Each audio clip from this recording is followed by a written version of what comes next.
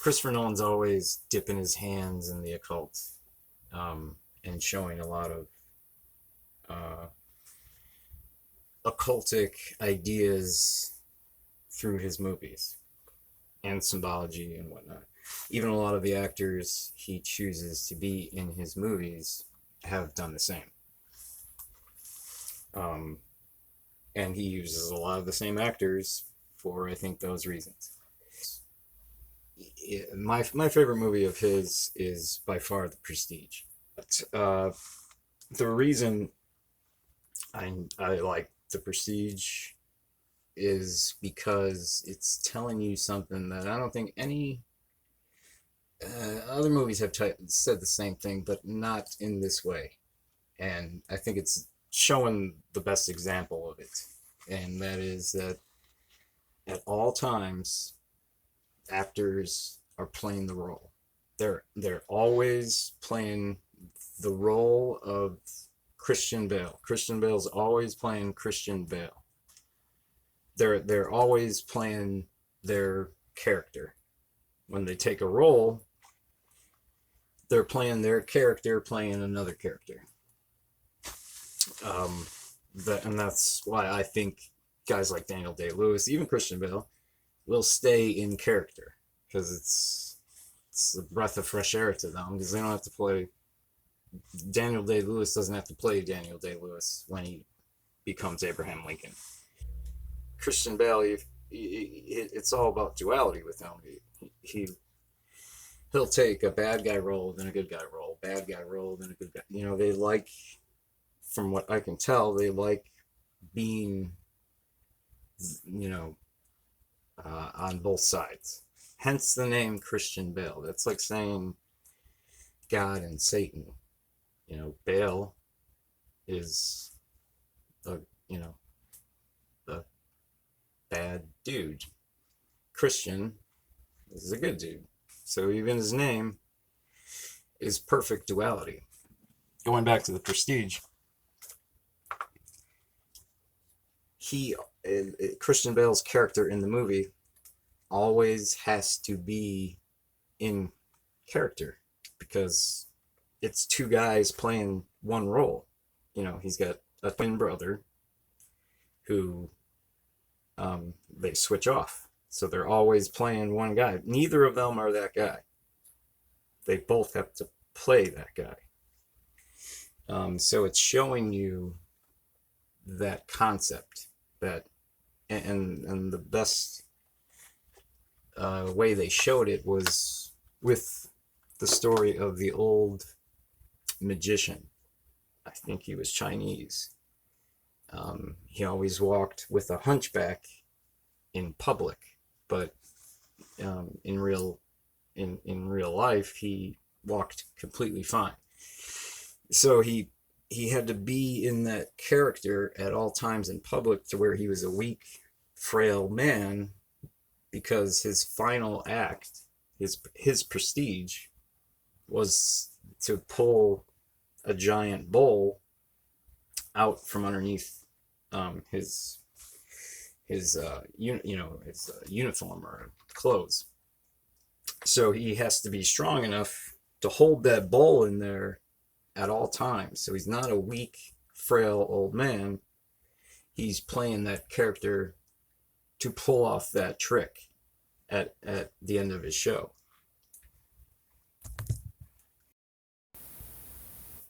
So that's why I think Christopher Nolan's interesting, because that movie is very, the Prestige is just awesome on every level.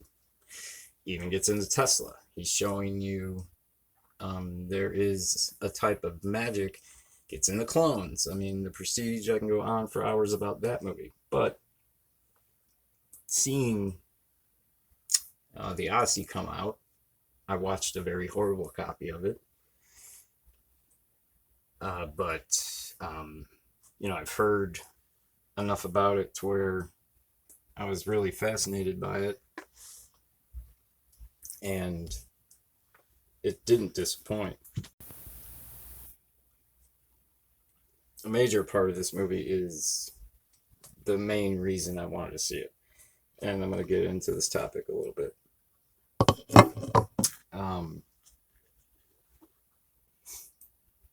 There's a scene where Odysseus's men just get ravished by a giant, but they reach shore and spot a cabin on the hill, and they're dying for food.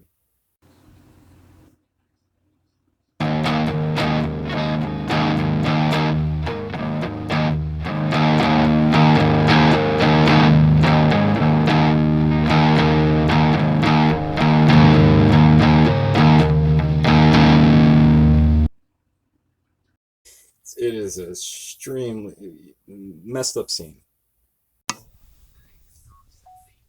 During an interview with Today, the star of said scene, the supremely talented Samantha Morton alluded to how bonkers it is by saying, "So without giving anything away, there's a scene that I do that people cannot believe is not CGI. Morton plays Circe, a witch that Odysseus and his men encounter after dealing with Polyphemus, Poseidon's Cyclops' son, and some extremely unfriendly last-triggered Nean giants. If you're familiar with the story, you know what happens after she, according to Zeus's law, offers them food, drink, and shelter. She also turns them into pigs. But it's not as simple as just waving a wand or uttering an incantation. Instead, it begins with the men seated around her cottage table and ravenously enjoying their bowls of stew. It all seems pretty normal at first, but things start to get weird once it becomes clear that they're no longer in control of their own bodies. As they start stuffing their faces like they're all competing to see who can make the grossest mukbang video of all time, Circe circles the table and starts using her hands to literally shape them into pigs, as if they're made of nothing but clay. One by one, she essentially kneads them into swine, each transformation more grotesque than the last. At one point, she even shoves her entire arm down a dude's throat. It's revolting in all the best ways, and totally unexpected. This is because Nolan hasn't done anything remotely close to this in any of his previous films. While we're all very used to the fact that he strives for authenticity no matter how hard it is or how much it costs, watching Morton's Circe perform literal magic right in front of our eyes is something else entirely. We honestly have no idea how he filmed it. Like we said before, David Cronenberg, the undisputed king of body horror and practical special effects, is going to lose it when he sees the film, if he hasn't already. That being said, we really hope Nolan considers doing a straight-up horror film sometime in the near future. Yes, he went so far as to call Oppenheimer a horror film, but we're talking real horror.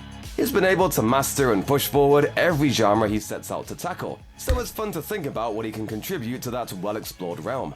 While the practical effects aspect of the scene will likely be talked about for years to come, Morton's performance as a whole will also go down in history.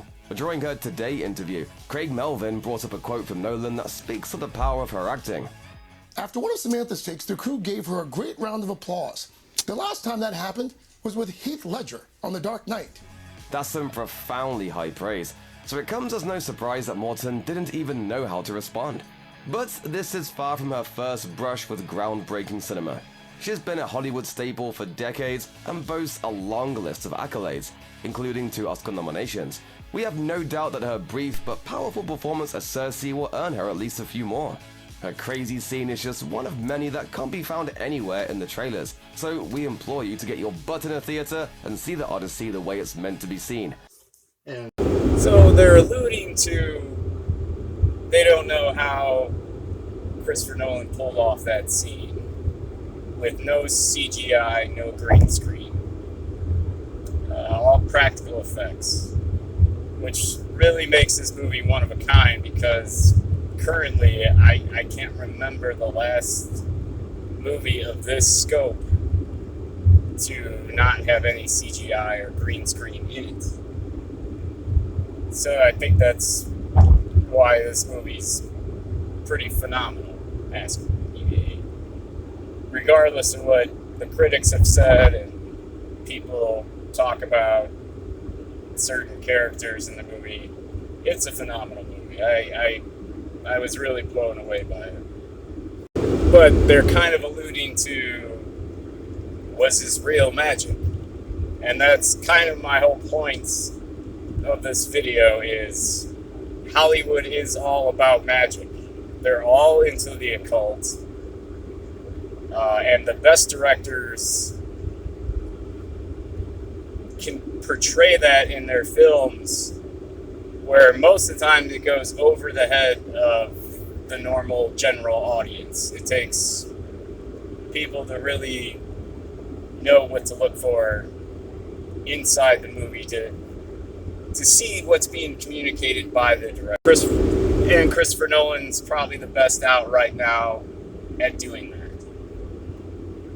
There's been other directors that have been better, but they're no longer with us anymore. The main theme in this movie is that everybody that invaded Troy, everybody on Odysseus' side, are all dead, or they regret what they did. And this movie is all about a war and the aftermath of a war. And to me, it's really interesting that it's coming out at this time. I don't have to get into what our country is currently in, but war is surrounding all of us right now. And I don't think it's an accident this movie came out at this time. There's a ton of alluding to that we've already been in a Trojan horse, and